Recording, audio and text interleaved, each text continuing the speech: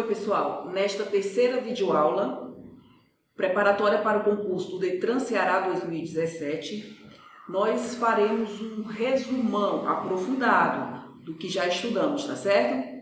Fiquei na videoaula 1 e 2 de falar da chamada função reguladora. Eu li apenas um autor que, ao falar das funções econômicas estatais, não subdividia classicamente em 3, subdividia em 4. Ele falava da função alocativa, distributiva e estabilizadora e ainda falava de uma função reguladora ou regulatória. Pessoal, se tratar de autor mais moderno e quiser, digamos, enfeitar o conteúdo programático com essa chamada função regulatória, possivelmente ele fundamentará o raciocínio no artigo 174 da Constituição, que assim prescreve, como agente normativo e regulador da atividade econômica, o Estado exercerá na forma da lei as funções de fiscalização, incentivo e planejamento, sendo este determinante para o setor público e indicativo para o setor privado. Esse dispositivo é até bom, por quê? Porque ele já prepara a gente para a temática orçamentária, sabendo que o orçamento público é instrumento de planejamento. E esse dispositivo ele fala de planejamento, portanto, já nos prepara para melhor compreender a temática orçamentária, objeto de estudo das nossas próximas videoaulas. Orçamento público, não custa nada lembrar que do item 2 até o final do seu programa está lá. A gente vai estudar com afinco a temática orçamentária. Então, voltando, se o examinador cobrar de você a chamada função reguladora, possivelmente ele ficará no artigo 174 da Lei Maior. Esse assunto, funções econômicas estatais, já caiu para mim várias vezes. Em toda a minha trajetória de concurseira, isso já foi cobrado tanto em prova objetiva, como em prova dissertativa, como em prova oral. De todas as vezes que caiu para mim, os examinadores se limitaram a cobrar as funções econômicas estatais clássicas, ou seja, alocativa, distributiva e estabilizadora. A meu ver, a reguladora mais se encaixa na estabilizadora. De toda sorte, eu não sei quem é o examinador e se ele falar de função reguladora ou regulatória, acredito eu que ele fique pelo 174 da Constituição da República. Fiquei também de falar dos bens, não é isso? Na verdade, fiquei de classificar os bens. Primeiro, falemos dos bens públicos. Os bens, de modo geral, representam utilidades que satisfazem necessidades humanas e possuem característica da escassez. Isso é bem em sentido econômico. Os bens públicos, como o próprio nome diz, atendem às necessidades da coletividade, estão a serviço da promoção do bem comum. Os bens públicos possuem várias características. Uma delas é a chamada indivisibilidade. Por sinal, essa característica, aqui e acolá, sai nos julgados do Supremo Tribunal Federal. Daqui a pouco eu vou colocar para vocês um julgado do STF que fala dessa característica. Essa característica já caiu para mim várias vezes em concurso. Então vamos nós. Os bens públicos, eles satisfazem necessidades da coletividade e tem várias características, uma delas é a indivisibilidade. A ideia é que todo indivíduo tem acesso à mesma disponibilidade de bem público. Exemplo de bem público: defesa nacional, iluminação pública, segurança pública, justiça. Tudo isso são bens públicos, satisfazem necessidades da coletividade. E olha que interessante, eu não tenho como consumir mais defesa nacional do que você. Eu não tenho como consumir mais iluminação pública do que você, que a iluminação pública é dos postes lá no meio da rua. Então, eu não tenho como consumir mais do que você, ou pelo menos não se tem como mensurar o consumo, se eu consumo mais iluminação pública que você, se eu consumo mais segurança pública que você. Então, como não tem esse critério de mensuração, Aí os autores apelidaram essa característica de indivisibilidade dos bens públicos. Voltando, a ideia é que todo indivíduo tem acesso à mesma disponibilidade de bem público. Não se tem como consumir mais defesa, menos defesa, mais justiça, menos justiça. Esse assunto recentemente foi objeto de julgado pelo Supremo Tribunal Federal. É um julgado bem recente que pode sim cair para você.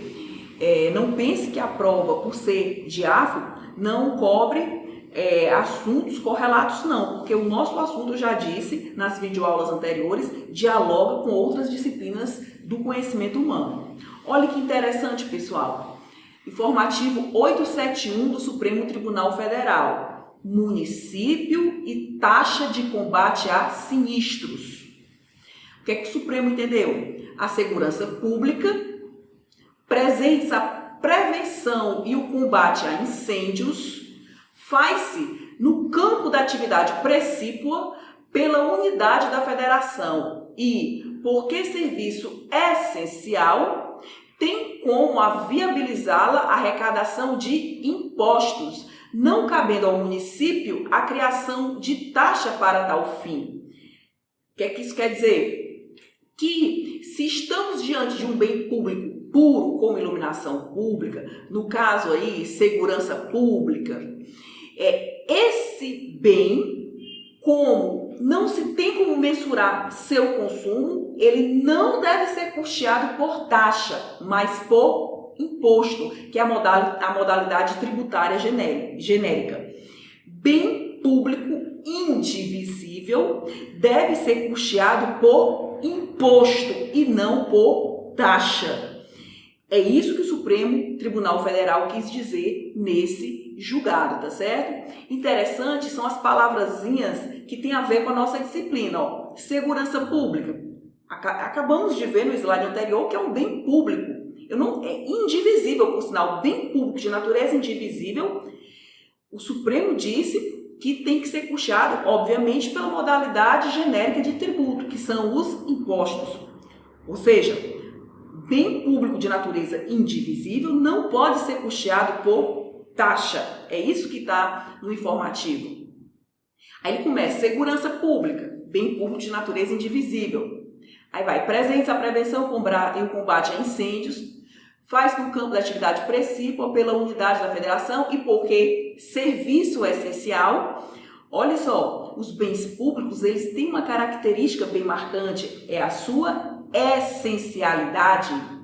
Eu marcaria a palavra essencial, eu marcaria a palavra segurança pública, porque alguém nega aqui que segurança pública é algo essencial. Essencialidade, isso já caiu para mim em prova, é uma característica bem marcante dos bens públicos. Tem como viabilizar a arrecadação de impostos, não cabendo a município a criação de taxa para esse fim. Em suma, o que é que o Supremo quis dizer?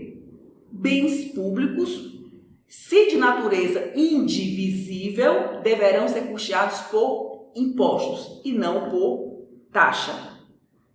Vimos que os bens públicos, eles são essenciais, que há bens públicos com a natureza de indivisibilidade, e eu trouxe alguns exemplos: defesa nacional, iluminação pública, segurança pública, justiça, administração da justiça. O bem público possui duas características também bem interessantes: a não rivalidade e a não exclusão. O que é a não rivalidade? O meu consumo, o consumo que eu faço de um bem público não atrapalha o seu consumo. Ou seja, eu posso consumir segurança pública sem atrapalhar o seu consumo. Eu posso consumir defesa nacional sem atrapalhar o seu consumo. O bem público, ele é não rival, porque o meu consumo não atrapalha o seu. E é não excludente, por quê? Porque ele não está subordinado ao sistema de preços. A não exclusão diz que o bem público não está sujeito às leis de mercado, não está sujeito às leis da oferta e da procura. Tenha atenção, porque se o examinador cobrar isso, ele vai misturar os conceitos de não rivalidade e não exclusão. O bem público, ele possui duas características bem marcantes. Não rivalidade e não exclusão. Não rivalidade em que sentido? O meu consumo não atrapalha o seu. Eu posso ir para o meio da rua e usufruir da iluminação pública. Você pode ir para o meio da rua e usufruir da iluminação pública. E não excludente por quê? Porque não tem como ser precificado.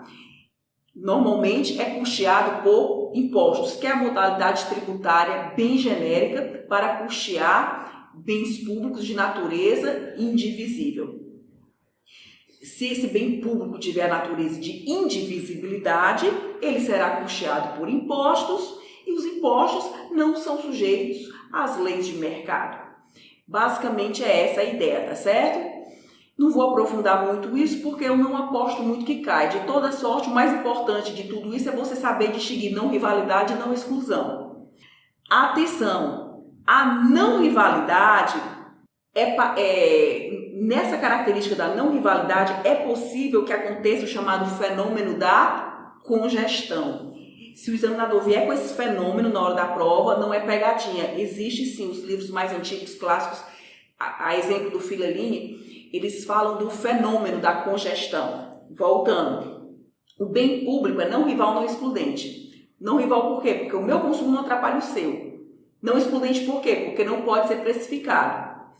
Se esse bem for indivisível, ele será custeado por impostos. Nós acabamos de ver, inclusive, uma decisão do Supremo. Voltando para a característica da não rivalidade. Bem público não rival. É não rival. Por quê? Porque o meu consumo não atrapalha o seu. Porém, se todo mundo, em dado contexto histórico, de tempo e espaço, resolver consumir naquele momento o bem público, haverá o fenômeno da congestão. Exemplo, porque o exemplo ajuda muito. Admitamos que eu vá para o meio da rua, que eu resolva pegar meu carro e saia dirigindo, tá certo?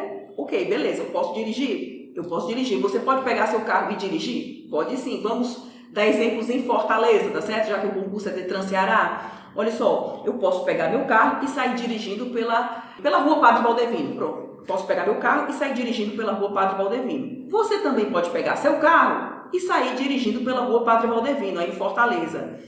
O meu consumo não atrapalha o seu. Porém, vá dirigir na Padre Valdevino às 6 da tarde. O meu consumo atrapalha o seu. Por quê? Porque há várias pessoas consumindo esse bem público. O bem público, ele é não rival. Porém, esse bem, a depender do seu nível de consumo, ele é passível sim do fenômeno da congestão. Congestão aqui eu não estou falando de congestionamento da via pública, não. Eu dei esse exemplo de via pública porque é um exemplo bem didático, a meu ver, tá certo? Ana Paula, beleza. Bem é uma nomenclatura econômica. Você falou de bem público. Se você falou de bem público, Ana Paula, é porque naturalmente existe bem privado. Claro que sim. Existem bens públicos como existem bens privados. E os examinadores querem saber, quando eles cobram esse assunto, a diferença do bem público e para o bem privado. O bem privado é o contrário do público. Se é o contrário do público, o público a gente não viu que o bem público é não rival e não excludente? O privado vai ser o quê? Rival e excludente. Rival por quê? Porque o meu consumo atrapalha o seu. Exemplo, admitamos que eu queira comprar este livro. Esse exemplar era o último a ser vendido, tá certo? Eu cheguei lá e você chegou. Só que eu vi primeiro o livro. Eu fui lá e comprei. Então, o bem é rival por quê? Porque o meu consumo atrapalhou o seu, admitindo que este era o último exemplar a ser vendido. Excludente por quê? Porque quem tiver dinheiro para pagar o preço, beleza. Quem não tiver será excluída. A pessoa será excluída. O bem é rival porque o meu consumo atrapalha o seu e excludente por quê? Porque esse bem é sujeito às leis de mercado e quem não se submeter às leis de mercado será excluído. Existem também os bens ou bem quase público, semipúblico ou misto. Tudo isso é sinônimo. Bem quase público é sinônimo de semipúblico, que é sinônimo de misto. Esse bem é sujeito à dupla oferta. Se essa oferta se der pelo setor público, essa oferta será não rival e não excludente. se a oferta se der pelo setor privado, o bem será rival e excludente. Exemplos clássicos: saúde e educação. Existem também os bens meritórios. Eu, Ana Paula, compreendo os bens meritórios como uma particularidade dos bens mistos, mas eu já vi doutrinador tratar como uma quarta categoria de bem. Na hora da prova você vai ter que perceber se o examinador está subdividindo em 3 espécies. Se ele subdividir em bens públicos, privados e mistos, ele compreende os meritórios como espécies de mistos. Ou então, ele vai deixar claro que ele subdivide em 4: privados, públicos, mistos e meritórios. Tanto faz, na hora da prova dá para desenrolar a questão. O que a gente precisa saber é o que são esses bens meritórios. E o assunto aqui é muito até gostoso de estudar, por quê? Porque tem tudo a ver com a função distributiva. Os bens meritórios são aqueles bens que, para eu ter acesso a eles, eu preciso ter mérito. E o que é mérito? Implementar uma condição legal. Se eu tiver o mérito, eu tenho acesso ao bem. Se eu não tiver o mérito, eu serei excluída. Exemplo: programa de bolsa do governo. Para eu ter acesso ao programa de bolsa do governo, eu tenho que atender aos requisitos legais. Se eu atender, em tese, eu tenho acesso ao bem. Se não, eu serei excluída. Não são espécies de bens mistos? Mas repito que há doutrinador que trata como uma quarta categoria de bem. Os bens meritórios, os exemplos clássicos, são os programas de bolsa, tá certo? Os programas de bolsa, até o próprio seguro-desemprego, são exemplos clássicos dos bens meritórios. Pensando como concurseira, eu ainda dou outro exemplo. Normalmente nos concursos públicos não tem um período de isenção. Isenção não é para todo mundo. Se você tiver o mérito, você será isento. Se não, você vai ter que pagar o preço. Essas isenções em concursos públicos não deixam de ser espécies de bens meritórios, porque você vai ter que implementar uma condição específica. Eu fiquei também de falar a vocês a diferença, eu fiquei de enfatizar, intensificar a diferença entre o pensamento keynesiano e o pensamento de Adam Smith. Keynes era intervencionista, ele entendia que a economia não poderia ser entregue à sua própria sorte. Já Adam Smith, ele era não intervencionista. Ele e sua turma advogava a ideia da chamada mão invisível. O que seria essa mão invisível? Que a economia ela se autoajustaria, que não deveria haver intervenção do Estado na economia, deste Estado, deste poder público, que o mercado ele se regula, não precisa da sua intervenção. Então, Keynes ele era intervencionista, Adam Smith não. E por que é importante a intervenção do Estado na economia? Pontes Lima responde: a existência de externalidades, de bens públicos, de competição imperfeita, entre outras falhas de mercado, justificariam a intervenção do Estado na economia. Porque existem falhas de mercado, isso legitima a intervenção estatal na economia. Então, eis a questão-chave do tópico 1 do seu programa do Detran Ceará, tá certo? Seu conteúdo programático do Detran Ceará. Porque existem falhas de mercado, é importante sim a intervenção do Estado na economia. Vocês têm que saber as principais falhas de mercado, que isso aqui e acolá cai em prova. E o professor aqui já dá a dica, Eu vou explicar uma a uma. Externalidades, é uma falha de mercado. Bens públicos, não deixa de ser uma falha de mercado na perspectiva do pensamento de Adam Smith? Sim. Competição imperfeita, eu dei outro exemplo aqui, escrevi assimetria de informações, que é sinônimo de informações assimétricas. Tudo isso é falha de mercado. Primeiro vamos explicar a ideia básica, para depois explicar falha a falha de mercado. Porque o examinador quer saber quais são as falhas de mercado e o que é que distingue uma falha de mercado para outra. É isso que ele quer saber na hora da prova. O que seria falha de mercado? é tudo aquilo que abala as estruturas de uma concorrência perfeita. Adam Smith não advogou que num mercado de concorrência perfeita existem inúmeros vendedores e inúmeros compradores, cada qual mais conhecedor desse mercado? Ora, se existem inúmeros vendedores e inúmeros compradores, cada qual mais conhecedor desse mercado, não há porquê, de fato, interferência do Estado. Mas não é isso, né, pessoal, que acontece na prática. Por isso que o pensamento de Keynes foi muito importante.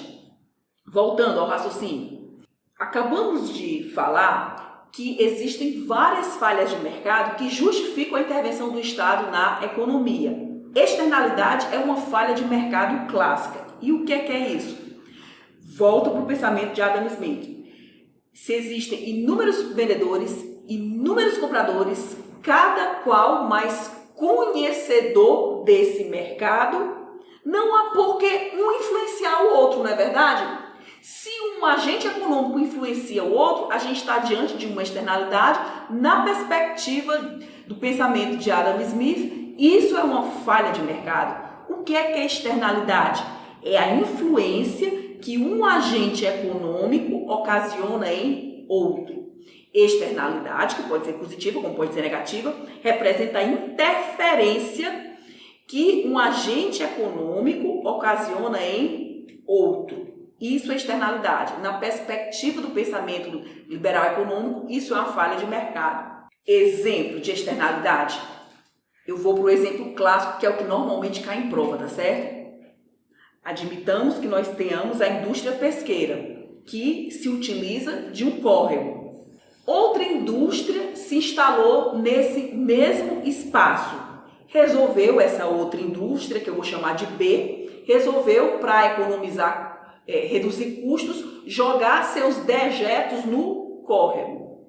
O que a gente observa aí? Que esse agente econômico está influenciando por seu mau comportamento outro agente econômico. Isso é uma externalidade. A influência que um agente econômico ocasiona em outro. Se é falha de mercado, o poder público tem que chegar junto para resolver esse problema, não é verdade? Externalidade, que representa a influência que um agente econômico ocasiona em outro, representa na perspectiva do pensamento do liberalismo econômico clássico uma falha de mercado, sim. Eu dei o exemplo de uma externalidade negativa, mas as externalidades também podem ser positivas. Eu mesma, no início do meu estudo para concurso público, eu dividia o meu material com uma colega. O meu comportamento influenciava o dela e o dela influenciava o meu. Isso é uma externalidade, no caso, positiva. Na hora da prova, o examinador vai falar simplesmente externalidade. Se ele falar simplesmente externalidade, você tem que se lembrar que a influência que um agente econômico ocasiona em outro e que isso, por todo o exposto, é uma falha de mercado. Outra falha de mercado, a existência de bens públicos, né? A gente já sabe o que é um bem público. Na perspectiva de Adam Smith, os bens deveriam ser providos pelo setor privado, mas às vezes seria necessário o poder público chegar e interferir na economia, provendo bens públicos, porque certos bens não seriam interessantes ao setor privado prover. Nessa perspectiva, a existência de bens públicos seria uma falha de mercado. Competição imperfeita, outra falha de mercado. Voltando para o pensamento de Adam Smith, no mercado há inúmeros compradores e inúmeros vendedores. A concorrência ela não é imperfeita, ela é perfeita. Você admitir que na economia existam monopólios, oligopólios, isso é uma competição imperfeita. Se é uma competição imperfeita, é uma falha de mercado. Pessoal, mas às vezes é importante monopólio. O monopólio em si não é ruim, não. A depender dos ganhos de escala que a economia receba e perceba, os monopólios eles podem ser justificados sim, tá certo? Aí, continuando, assimetria de informações, sinônimos de informações assimétricas. Isso já caiu para mim no concurso. Cefaz Ceará, analista contábil financeiro, pelos idos de 2006. Ou seja, há 11 anos atrás isso já foi cobrado de mim. Pessoal, é tão interessante isso aqui e você sabe, você só não sabe que sabe, mas sabe. Eu asseguro que você sabe o que é assimetria de informações. Assimetria de informações ou informações assimétricas representa o quê? Algo que você deveria saber, mas não sabe. Vou logo dar um exemplo e depois eu contextualizo isso na teoria de Adam Smith. Pense no mercado mercado de veículos usados? Existe o vendedor, existe o comprador. Nessa relação, quem é que tem mais conhecimento do mercado? Claro que o vendedor, que conhece aquele carro. E você está querendo comprar o carro, mas você tem receio, porque você não tem todas as informações, porque as informações são assimétricas. Informações assimétricas representam, né? Informações assimétricas representam outra falha de mercado. Por que é falha de mercado? Porque no modelo de concorrência perfeita de Adam Smith, o mercado contempla inúmeros vendedores, inúmeros compradores, cada qual mais conhecedor do mercado. Ora, se você tem receio em determinado mercado, isso é assimetria de informação, portanto, falha de mercado. Bom, pessoal, já caminhando para a conclusão dessa terceira videoaula, eu trouxe só umas linhas no tocante à Constituição de 1891. Por que eu não falei dela na videoaula 1? Porque a Constituição de 1891 ela representou um momento de transição histórica, um momento de crise até, em que pese em seu preâmbulo a Constituição de 1891 já falar de regime democrático, ela foi fruto de um contexto histórico de crise. Por que eu contextualizei nosso assunto a partir da Constituição de 1934? Porque a Constituição de 1934, de fato, ela representa a embriogenia da intervenção estatal na ordem econômica, tal qual se conhece hoje. Na próxima videoaula, analisaremos os itens, a meu ver, mais relevantes do tópico 2 do edital Detran Ceará 2017. Ok, turma? Até a próxima. Grande abraço.